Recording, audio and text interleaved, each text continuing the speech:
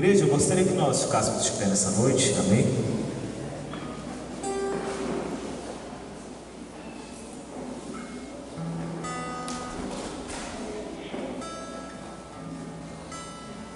A gente vai ler o texto que é tema dessa festa, que é 1 aos Coríntios, no capítulo 15.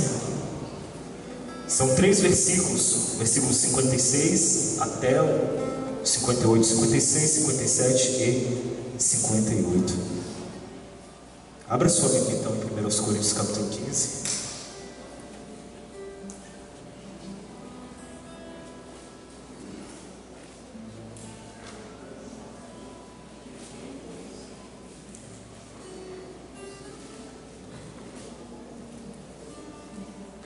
Feche os teus olhos antes da gente ler, amém? Vamos fazer uma oração nesse instante. Concentre-se no Senhor nesse momento. Pai, eu quero te agradecer nesse momento por tudo que já foi feito aqui, Senhor, até este momento, neste culto. Quero te agradecer porque a gente pode perceber a tua graça que sustenta a tua igreja, Senhor. E essa graça que é distribuída aos fracos, aos pequeninos, mas que faz com que os pequeninos e fracos, em sua pequenez e em sua fraqueza, se transformem em bons instrumentos para a manifestação da força que vem de Deus, Senhor. Nós sabemos que a força que vem do alto não se manifesta nos fortes, nem nos vaidosos, nem nos presunçosos e arrogantes, mas a força que vem do alto, com todo o seu poder e glória, se manifesta naqueles que são fracos, naqueles que são pequeninos, naqueles que são humildes de coração, porque é na humildade, é na fraqueza, é na pouca força que toda a glória dos céus se manifestam na terra.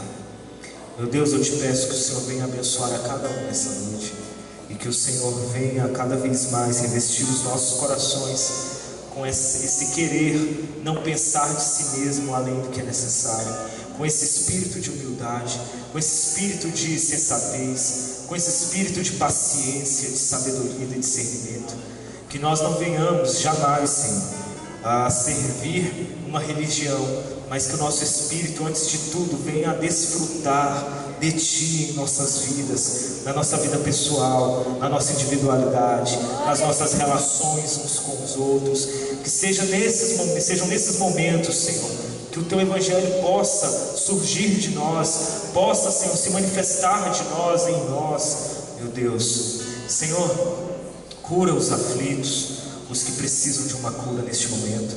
Eu coloco eles diante da Tua presença, aqueles que porventura estejam preocupados e ansiosos, achando que não tem solução. Nesse momento, Senhor, eu apresento diante de Ti esses pedidos, essas petições, e te peço que o Senhor venha intervir nas necessidades. Se for uma cura física, que seja curado em nome de Jesus. Se for uma libertação, Senhor, que alcance essa liberdade agora, pelo poder que há em Teu nome, Jesus. Meu Deus, se for um consolo, um alívio, que toda perturbação caia por terra, que todo descontrole seja retirado nesse momento, que os ventos se acalmem pelo bradar do Teu nome, em nome de Jesus, Senhor. E que sempre a nossa segurança venha de Ti, Senhor. E mostre a cada um nessa noite que a nossa segurança, que a segurança dessa pessoa vem de Ti, meu Deus. É o que nós te pedimos e te agradecemos nessa noite, em nome de Jesus. Amém e amém. Amém, igreja? Vamos ler juntos então 1 aos Coríntios, a carta que Paulo escreve aos Coríntios, no capítulo 15, versículo 56, amém? O texto diz assim: ora, o aguilhão da morte é o pecado, e a força do pecado é a lei, mas graças a Deus que nos dá a vitória por nosso Senhor Jesus Cristo. Portanto, meus amados irmãos, sede firmes e constantes, sempre abundantes na obra do Senhor, sabendo que o vosso trabalho não é vão no Senhor. Amém? Você pode se assentar nesse instante e fica com sua Bíblia aberta, porque a gente vai provavelmente ler mais algum outro texto. Amém? O aguilhão da morte. Você sabe o que é aguilhão? Alguém sabe o que é aguilhão? Aguilhão é, traduzindo para um português bem claro, um espeto, né? É um objeto perfurante. Geralmente o pessoal usa aguilhão com boi, né? Para ficar espetando boi, para o boi ir na direção que eles querem que vá, né? Então o aguilhão é isso. Ele espeta, ele perfura, ele fere, né? O aguilhão aqui representa muito bem talvez aquela lança que transpassou o nosso amado mestre na cruz, né? É interessante aqui o aguilhão da morte, a morte que perfura, a morte que gera sofrimento, a morte que é toda a fonte de dor do ser humano. A morte que é esse monstro que gera medo, temor, que faz as pernas tremer, que faz todo mundo refletir por causa do poder da sua imposição. Porque o que opera mais medo no ser humano que não a morte? Todo o sofrimento do ser humano tem como pano de fundo a morte. Porque todo o medo do ser humano, todo o sofrimento do ser humano está pautado, tem por pilar o medo da morte. O sofrimento é consequência da morte. Você sofre porque você tem medo de morrer, como vai morrer, ou de morrer e não ter vivido. Tudo isso, toda preocupação, toda ansiedade gira em torno da certeza de que um dia existe uma força que vai nos atrair para ela, da qual nós não podemos escapar.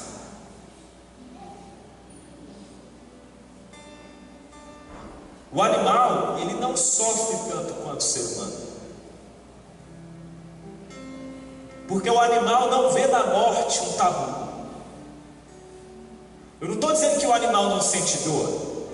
É claro que o animal sente dor. Se você quebrar a pata de um cachorro, ele vai ficar ali, né, gemendo de dor, porque dói. Mas você jamais vai ver um animal antecipar as dores, o sofrimento da dor, do medo, viver esse momento antes que esse momento realmente se manifeste, antes realmente que ele morra. Porque a morte não é um tabu para os animais. A morte não é um tabu para a natureza, mas é para o ser humano. E principalmente nos nossos dias. Em dias em que nós vivemos para satisfazer os nossos prazeres, e você é ensinado, você é programado para viver para se satisfazer. Você já notou isso? Que tudo que nos cerca é um jeito de nos programar para a gente ficar se satisfazendo. O consumismo em excesso, por exemplo, ter dinheiro para comprar coisas, para poder se satisfazer, sempre no fundo está a vontade de se satisfazer. Viver hoje é sinônimo de você poder realizar as suas vontades. E você tenta se armar de toda forma para que você esteja sempre seguro, para que a sua vontade sempre seja feita do modo mais rápido possível. No mundo em que nós somos programados para viver os nossos prazeres cada vez mais, de modo mais abundante, meu querido, a morte ela vira um gigante ainda maior. A morte vira um gigante ainda maior. Não existem sonhos que podem resistir à morte, como foi falado aqui. Você pode projetar a sua vida inteira e de repente algo inesperado pode simplesmente retirar tudo isso de você.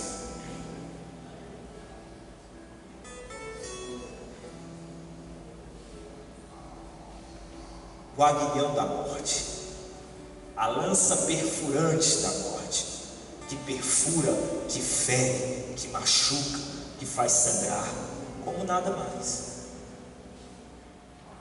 lá no Éden.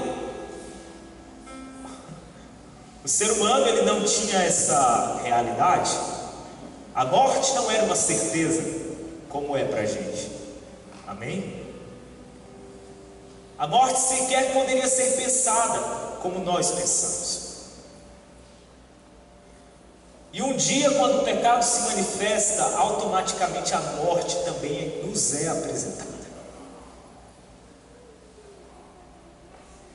E o interessante é você enxergar que a morte, ela se apresenta pelo próprio Deus à humanidade. E você pode, no primeiro momento, achar que Deus foi muito mal com você, que Deus foi muito mal com o ser humano. Por que ele tinha que colocar a morte? Por que ele tinha que, tudo bem, pecou, mas não foi uma punição grande demais a gente ter que morrer?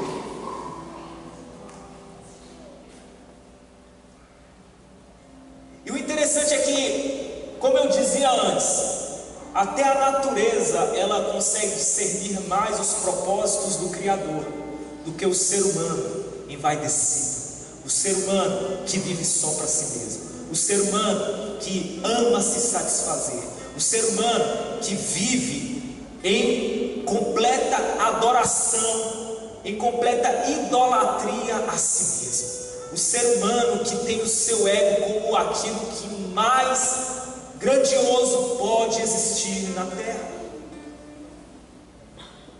Porque até os animais enxergam a morte como uma bênção, e nós enxergamos na morte a razão do nosso sofrimento, como eu disse antes.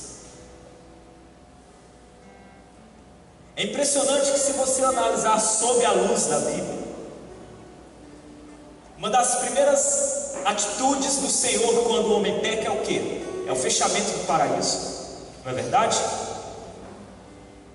Ele coloca anjos protegendo a entrada da porta do paraíso para que ninguém mais adentre, e mais, ele faz com que o fruto da árvore da vida se torne inacessível. Inacessível. E o que eu acho interessante disso tudo é que, onde muitos enxergam uma punição do Senhor, é uma leitura errada isso. Porque as pessoas enxergam isso como uma punição, quando, se você olhar com carinho para essa atitude, você vai ver uma bênção de Deus, mesmo diante do pecado. Você sabia disso? Eu vou repetir para você, num vocabulário bem claro: a morte é uma bênção de Deus, é uma resposta de bênção de Deus, mesmo diante do pecado do ser humano. E você pode pensar, como assim? E eu te explico como assim. Porque diante da eternidade de Deus, e Ele sabendo do tamanho da insensatez que habita em mim e em você, o tanto que nós somos estúpidos, o tanto que a gente é burro, o tanto que a gente é ignorante, o tanto que a gente é arrogante, o tanto que a gente é destrutivo, não somente autodestrutivo, como nós somos destrutivos para tudo que nos cerca. É só você olhar a humanidade do jeito que está. Deixa eu te falar uma coisa: dá uma vida imortal para um ser humano caído, e eu te pergunto se ainda existisse, se ainda iria existir planeta Terra. Eu penso até se ainda iria existir alguma coisa de vida nessa vida. É impressionante como o pecado enfermou tanto o ser humano, e Paulo ele fala aqui, olha, que a força do pecado é a lei. O pecado enfermou tanto o ser humano que a gente, em 50, 60, 70, 80, 90, 100 anos de vida, a gente consegue destruir mais do que talvez até mesmo uma bomba atômica, se você for parar para analisar. A quantidade de lixo que você produz, a quantidade de pessoas que você machuca, a quantidade de coisas erradas que você faz, que ninguém vê, mas que você sabe que é errado. O potencial destrutivo que está em você e em mim, meu querido, é muito maior do que o de uma bomba. Sabia disso?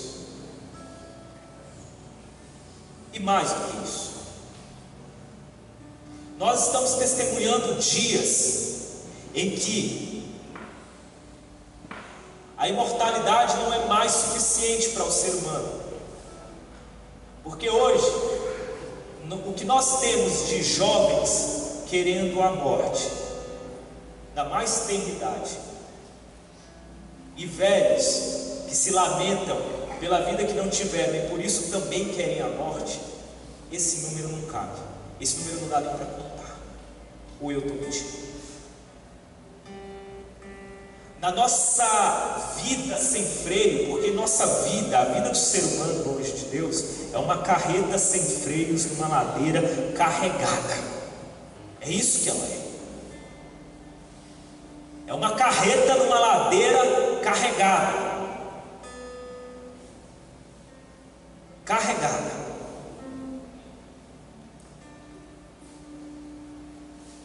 Nós já não desejamos mais nem mesmo viver, porque tentamos nos satisfazer tanto, que chegamos à conclusão que a nossa vontade não nos satisfaz por completo. Eu estava hoje lendo uma notícia que eu fiquei tão triste com ela, meu coração ficou tão triste. Aquele comediante que eu gosto dele demais mesmo, eu me amarro nele, eu rio dele até morrer, que é o Whindersson Nunes, né? Os irmãos devem conhecer ele, tá? E eu vi ele falando, uma notícia dizendo que ele está passando por uma crise de depressão, que ele não tem mais nem vontade de viver. Um rapaz novo, inteligente, engraçado, que graças a Deus, pela misericórdia de Deus, ele não roubou ninguém, e ele não tem culpa de ser rico, ele se tornou rico porque ele foi agraciado por Deus, amém? Mas infelizmente ele, aquele cara alegre, divertido, que hoje tem saúde, força, dinheiro, e eu não estou condenando ele por isso, amém, porque não é errado, não tem nada demais Deus. Mas o que doeu meu coração não foi isso. O que doeu meu coração foi ele dizer: eu não tenho vontade de viver. Eu passo por um momento na minha vida que eu não sei o que é. Isso me faz refletir o quanto que a morte, na verdade, nós temos vivido tanto para nós mesmos que a morte tem se transformado até no objetivo de muitos. E o interessante é que ela se torna no objetivo de muitos pelo medo que ela produz. Porque, como eu disse, no fundo de toda depressão está uma vida arrependida de não ter vivido o que queria ter vivido. No fundo de toda depressão está uma vida que não aguenta de preocupações dos medos, porque se não existisse a morte não haveria esses medos de tragédias, acidentes, segurança e outras coisas. No fundo de toda depressão habita isso, de toda ansiedade habita isso, de toda preocupação habita isso. Ou eu estou mentindo isso? Ou eu estou viajando na maionese? Eu acho que não. Eu acho que não. O interessante é que o contexto de 1 Coríntios capítulo 15 é um contexto, se você ler o capítulo inteiro, você vai ver o apóstolo Paulo falando o tempo todo de ressurreição.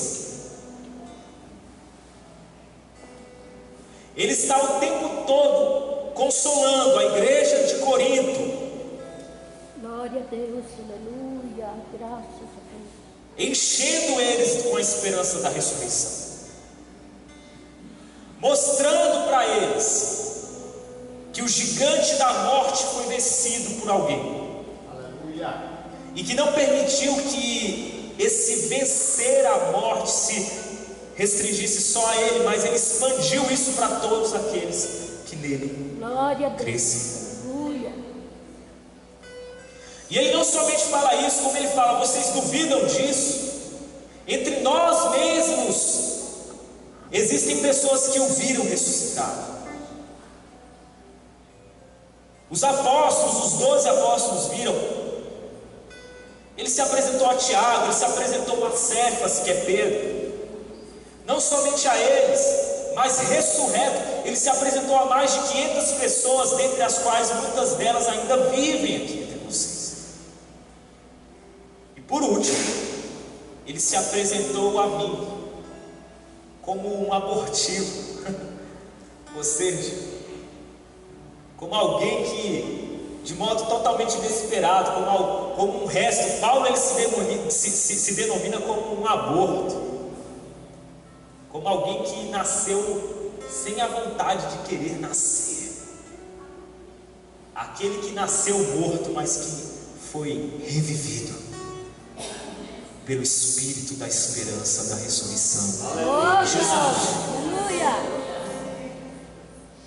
E é neste texto ainda, que ele fala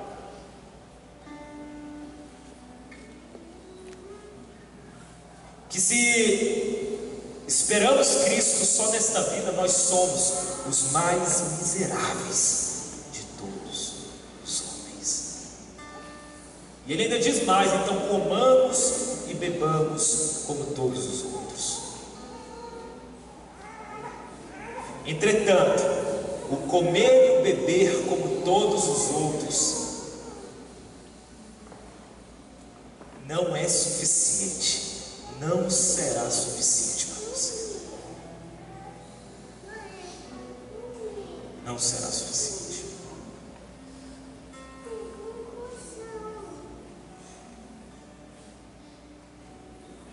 Eu falava sobre isso no domingo lá na igreja, eu não lembro qual.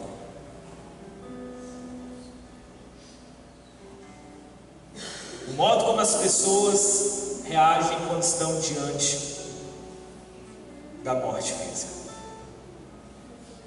O que elas pensam, o que elas dizem e o modo como a consciência delas amadurece. A bênção da morte é um dos instrumentos mais eficazes para amadurecer o ser humano. Sabia disso? Eu não estou dizendo a maldição da morte. A morte só é maldição para aqueles que não creem. Mas para aqueles que creem, a morte só pode ser bênção. Primeiro porque ela é a passagem para o estado mais maravilhoso que nos espera. A passagem para o estado da plenitude de todas as coisas. A passagem para o momento em que de fato nós o conheceremos como nós somos conhecidos. A passagem não para ficar num ambiente igual um coralzinho cantando com a auréola na cabeça, igual é mistificado por aí, né? E acho que o pessoal vai ficar desse jeito no resto da vida. Oh. Se as pessoas soubessem o que espera, o que é ser participante da natureza do Deus Criador, com todo o seu poder criativo, com todo o seu poder espetacular, se você soubesse, pelo menos imaginasse o que é participar, ser co-participante dessa natureza em Cristo Jesus. Querido, a grandeza disso, a experiência disso, o desfrutar disso. Se a morte é uma bênção para aqueles que creem por causa disso, em segundo lugar, a morte também é uma bênção porque ela te melhora e faz com que você viva a vida de verdade quando você crê. A morte para os que creem é só um lembrete de que você precisa melhorar a sua vida. E melhorar a sua vida significa viver a sua vida.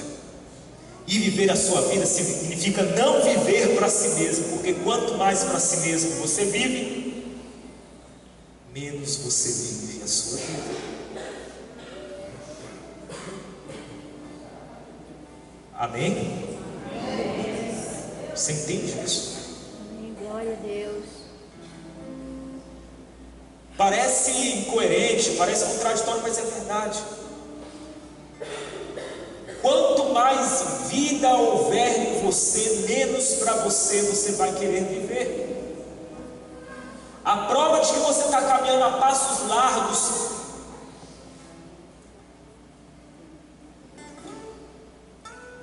para uma vida sofrida e destruída é quando você deixa de viver para além de si mesmo. Para além de si mesmo. É por isso que Paulo fala: olha, portanto, meus amados irmãos, sede firmes, constantes, sede firmes, tenha firmeza, saiba do que você crê, saiba só apenas pelo testemunho dos outros, mas por aquilo que pode ser real na sua vida, se você crer. Glória a Deus, aleluia. Que a abundância de vida em Jesus, do Senhor Jesus na sua vida, seja o testemunho mais eficaz que te prove por A mais B que a ressurreição é real. Oh Deus, obrigado, meu Deus, glória a Deus. Que a ressurreição se manifestará. É verdade, aleluia. Sempre abundantes na obra do Senhor. E ser sempre abundantes na obra do Senhor, meus irmãos, eu sei que às vezes a gente não gosta disso, mas a gente tem que ser sincero. Ser abundante na obra do Senhor, o templo nunca foi a obra do Senhor, amém? Amém. Nunca. Nunca foi a obra do Senhor. Abundante na obra do Senhor, entendam que é a obra do Senhor primeiro, para depois tentar ser abundante nela. Entenda que ser abundante na obra do Senhor tem tudo a ver com ser abundante na vida do Senhor. E ser abundante na vida do Senhor tem tudo a ver com saber viver a vida sem ser para si mesmo, mas sempre no espírito de compartilhar o pão, na consciência de que você foi chamado na morte para a vida em Jesus. Aquela consciência que a gente às vezes só se lembra na Santa Ceia, mas que se você lembrar dela o tempo todo, se ela caminhar contigo o tempo todo, você vai ver o salto de qualidade na sua vida que você vai experimentar. Aleluia. Sem receitas mágicas, sem palavras mágicas, sem nada disso, você vai experimentar na sua vida. Enquanto você faz a obra do Senhor, que é servir os órfãos e as viúvas, que é alcançar aqueles que cruzam o teu caminho e eleva o propósito da tua vida, faz com que a tua vida faça sentido, sai da maioria das preocupações que te ferem, justamente porque você dá muito valor a coisas que não precisam ser dadas valor. Isso vai te transformando em uma pessoa forte, vai te transformando em uma pessoa com substância, vai te transformando em uma pessoa cada vez mais resiliente diante das adversidades. Para esses, meu irmão, é a consciência dessa morte, mas a certeza da ressurreição. Para isso, a morte é uma bênção. Aleluia. Amém? Graças a Deus. Amém, Jesus. Você pode às vezes estar ouvindo tudo isso e falando: eu não consigo fazer isso, eu não consigo enxergar as coisas desse jeito. Essa noite eu peço para que o Senhor Jesus venha produzir uma fé em você, que faça com que você experimente tudo isso que eu estou te falando. Em nome de Jesus. Em nome de Jesus. Sabendo que o vosso trabalho não é vão, Senhor. Gostaria que você abrisse sua Bíblia comigo em Apocalipse, no capítulo 21. Que nós lêssemos esse texto.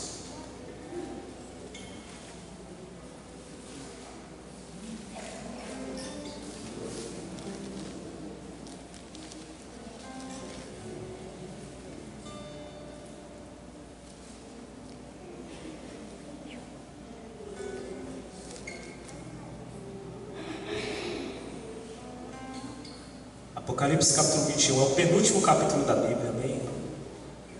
Vai lá para a segunda extremidade da sua Bíblia e abre, você vai achar. Apocalipse capítulo 21.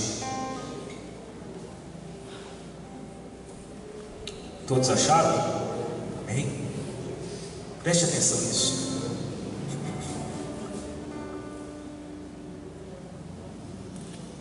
Palavras de João. E vi um novo céu e uma nova terra,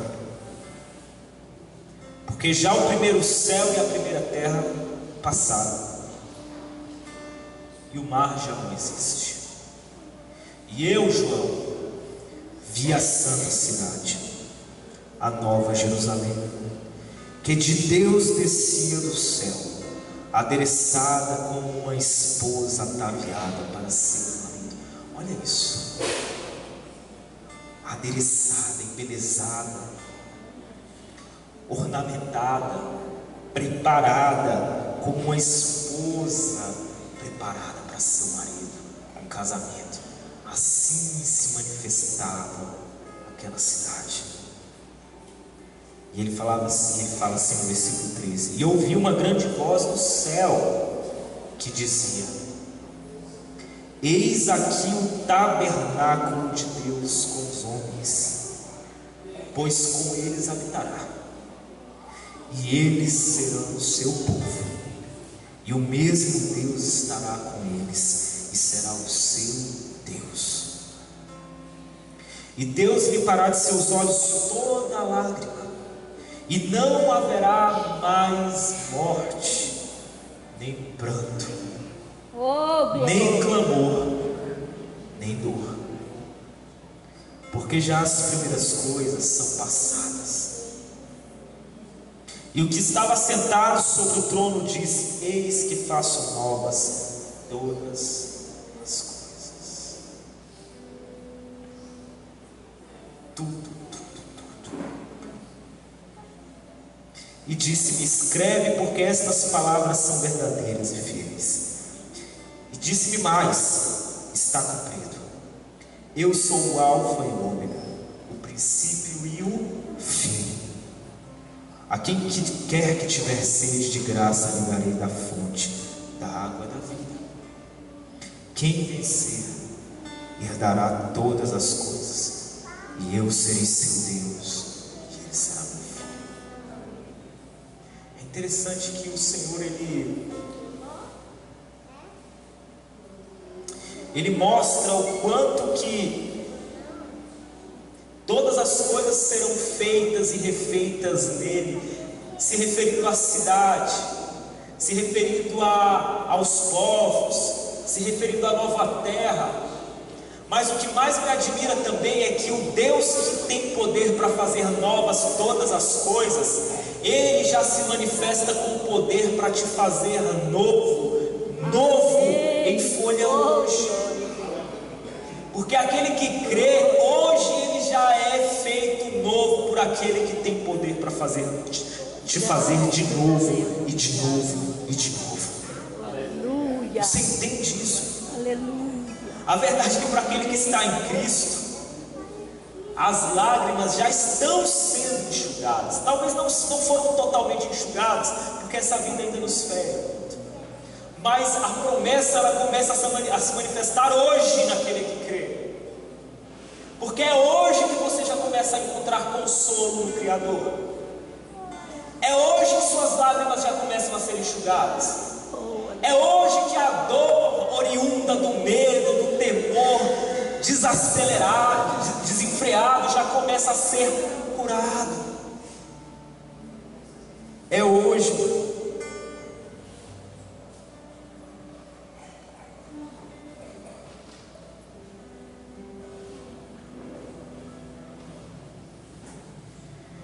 É hoje que o clamor já começa a ser respondido para aquele que crê. Amém? Amém. Amém, igreja? Amém. É hoje. E eu vou te falar mais ainda. Para aqueles que estão em Cristo Jesus, as primeiras coisas já passaram, porque um novo homem já nasceu. Não existe mais poder de acusação, de maldição, de destruição. Porque tudo isso já é passado naquele que nasceu de Jesus. Aleluia. É óbvio que todas essas coisas se manifestarão em plenitude naquele dia. Mas, meu irmão, deixa eu te falar uma coisa. Existe sim solução para essa dor que você sente. Existe sim solução para esse medo que vem sobre você como um fantasma, que às vezes tira o teu sono, que às vezes faz com que na madrugada você até perca o seu chão, de tanto que isso te atormenta. Existe sim um jeito para isso. Existe sim um jeito para isso. Deixa eu te falar uma coisa. Você pode ser consolado, você pode ser aliviado, você pode ser curado hoje. Um processo que se inicia e que vai crescendo dentro de ti. Que quanto mais você vive nele, mais você vai manifestando aproveitando, degustando, comendo do seu consolo, do seu conforto, da sua alegria, da sua paz, que pode se manifestar sobre você. Amém? Amém, glória a Deus. A noite não pode ser um medo para você. Você não pode ter medo e angústia de saber que vai deitar e não vai dormir. Não. Em nome de Jesus, não. Não. Creia nisso hoje. E tenha sua noite recuperada. Olhe para a noite como sinônimo de descanso e não como sinônimo de perturbação. Amém? Amém, meu querido? Existe algo maior que nos atrai para Ele. Deixe-se ser atraído para esse algo maior que está em Jesus. Saia do seu mundo. Permita-se sair do seu mundo e viver no mundo dele. Permita-se desapegar de tudo e permitir que Ele realmente faça como Ele quiser da sua vida. Permita-se ser como aquele que é como o vento, vai para onde o vento sopra. Permita-se ser assim. Aquele que não quer controlar para onde o vento leva, simplesmente é levado por ele. O vento do Espírito que te move. Permita que ele te mova. Existe sim solução, e não está em palavras mágicas, não está em rituais mágicos, não está em coisas que te vendem uma solução pronta. Está num crer diferenciado, está num crer que transforma a sua consciência, está num crer que te traz firmeza e constância, porque faz com que você viva agora na expectativa dessa ressurreição que vai se manifestar. Amém? Amém, meu irmão? Coloque-se de pé nessa noite, eu gostaria de orar para você.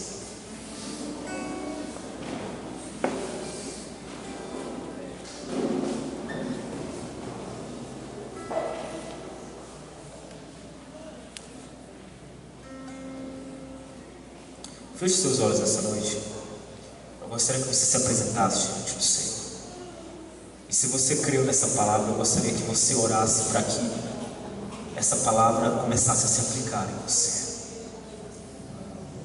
Que o medo seja retirado, que você seja livre disso. Que o Senhor mude o modo como você vê as coisas e que você passe a ver as coisas não com o olhar do temor, mas com o olhar da esperança dele. Que hoje, Senhor Jesus, já comece a haver o enxugamento de lágrimas. Que hoje, Senhor Jesus, já comece a haver o alívio de dores. Que hoje, meu Deus, clamores já sejam respondidos. Porque aqui estão pessoas que têm te buscado, não para satisfação pessoal, Senhor, mas para uma vida despojada de si mesmo. Que vê em ti a essência, a razão e o sentido de todas as coisas. Eu te peço, Senhor, não com palavras mágicas, mas eu te peço em nome de Jesus, com consciência, com a implantação de uma consciência de um novo caminho na vida de cada um aqui, um novo entendimento, um novo olhar para a vida. Meu Deus, uma nova esperança, um acréscimo indizível de fé. Que aquele que tem poder para fazer novas todas as coisas comece a fazer novas as consciências neste lugar. E que onde havia temor pela morte e sofrimento por isso possa haver, na verdade, bênção em todas as coisas, porque abençoados são aqueles que creem em ti, Senhor. Tua luz à noite dissipou, o teu amor curou meu ser.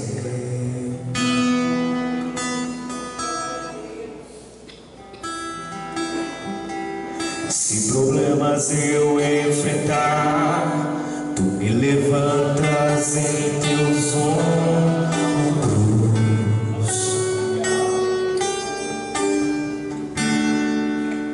Que amor